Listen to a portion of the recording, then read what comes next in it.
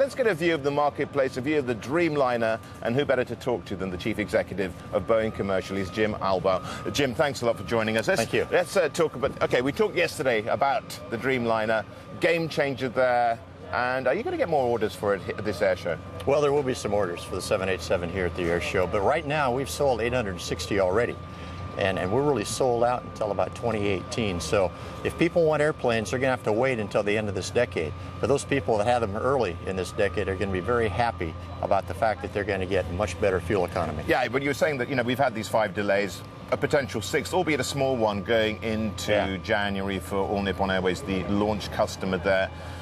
Are you confident that's going to happen here, Jim? I've been working on development programs for years, and you have discoveries, things that you don't anticipate. But right now we have a schedule that supports delivering the first airplane this year. It's possible that it could slip into the next year because we don't have a lot of margin. But this is an airplane that's going to be around for 30 or 40 years. I don't think people will care that it was a few weeks late. What they're going to care about is they've got a great airplane. Yeah, but it'll hurt your accountants, won't it? They won't be very pleased with another delay with more penalties. And one of the unknowns is, I suppose, certification coming from the FAA. This is the first time we've had a mainly composite aircraft. There's some things that we just don't know, do we? And they don't know. So, there's probably some grey areas here, aren't there? Well, there really aren't. We spent a lot of time over the last several years working with the FAA to make sure that we both understood what the criteria for certification was. We have submitted most of the documentation to get this airplane certified already. Okay. So you're confident that's not an impediment, that's something done? This airplane is flying just like we thought it would. The reason for the delays has to do with some additional time it's taking to install instrumentation on the airplane as we go and do different types of flight tests. There's nothing wrong with this airplane. It's flying exactly like we designed it. It's not even 9 o'clock yet here, and we've already seen these reports coming through, 32 orders from the Middle East. Can you confirm those? Well, we're going to have a press conference this afternoon. I'm sorry, this morning we're going to have one.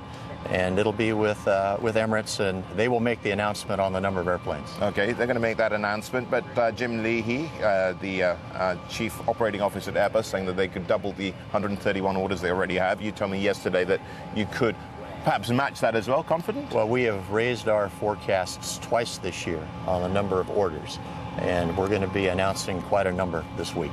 Okay, where is the demand? Is it all from the Middle East, or can we look at the leases as well here? The leasing companies are coming in. We'll be announcing a couple of sales to leasing companies this week, as well as some customers we've had for many years, and a couple of new customers as well. Okay, I was looking on the list as well that there doesn't seem to be a news conference involving yourselves and Qatar Airways. Let's see, I'm trying to think. I don't believe there is this time. All right, okay. They've been a great customer, though.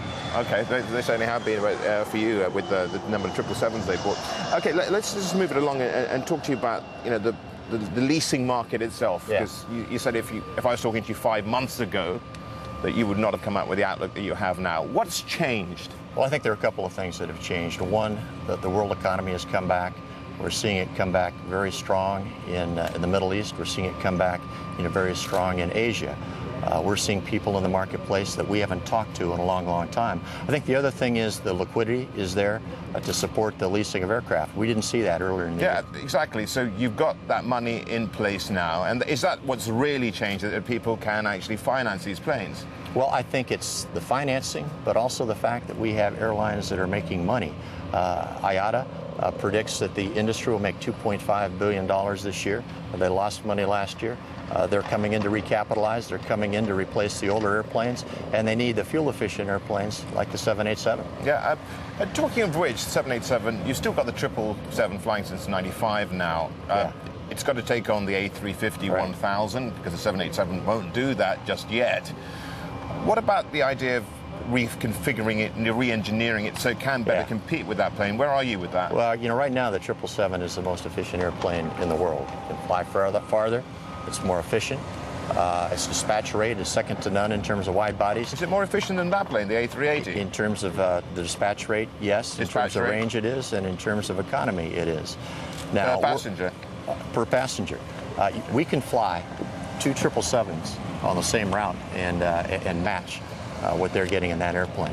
Now, in terms of what we're going to do going forward, we always want to make sure that we have an airplane that's the most capable in any market that it's in. And we're taking a hard look at what we need to do on the 777 to ensure that it continues to be viable for years to come. Quickly, does this represent the last air show where you guys, you're in Airbus, have it alone when it comes to the A320s and the 737s single aisle market? Well, I'm not sure we have it alone this year. You know, certainly Bombardier is here talking about the C Series.